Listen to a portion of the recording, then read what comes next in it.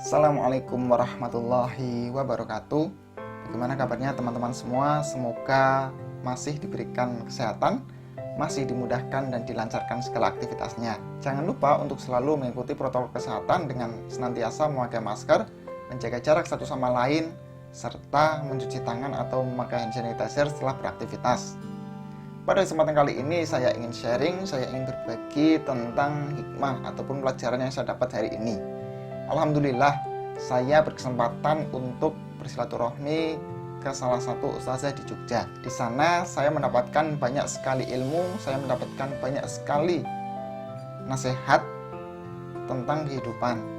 Salah satunya adalah bagaimana agar kita selalu melibatkan Allah dalam semua aktivitas yang kita lakukan. Salah satunya adalah ketika kita berjualan. Terkadang kita menemukan rasa lelah, rasa jenuh, putus asa mungkin ya, karena barang kita tidak laku-laku, kemudian para calon pembeli yang sudah banyak bertanya tapi endingnya tidak jadi membeli, ataupun kita sudah mengusahakan untuk ketemuan COD, kemudian cek barang tapi juga ternyata tidak selalu langsung dibeli. Itulah kenapa kita perlu melibatkan Allah dalam segala aktivitas kita, agar kita merasa tenang. Kita percaya bahwasanya rezeki itu ada yang mengatur, tinggal bagaimana kita berikhtiar, kita tetap berusaha menjemputnya. Terkadang bisa jadi rezeki itu selain faktor-faktor duniawi yang perlu kita perbaiki, seperti halnya kita bisa memperbaiki judul dari iklan kita bisa memperbaiki deskripsi dari iklan kita bisa memperbaiki fotonya, kemudian kita juga bisa memperbaiki cara pemasarannya.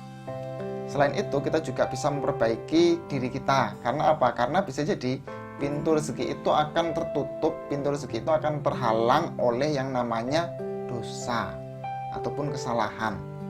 Maka dari itu kita juga perlu untuk senantiasa berdoa, memohonkan ampun, meminta petunjuk, serta beristighfar agar penghalang-penghalang tadi bisa dibukakan oleh Allah, sehingga rezeki kita juga akan dimudahkan seperti itu, apalagi di masa pandemi seperti ini.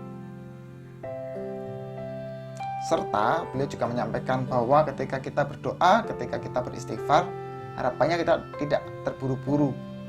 Kita harus tenang, kita harus khusyuk, serta kita perlu untuk memuji Allah, ataupun bisa menggunakan Asmaul Husna. Kita juga perlu untuk memperbanyak bacaan tilawah kita.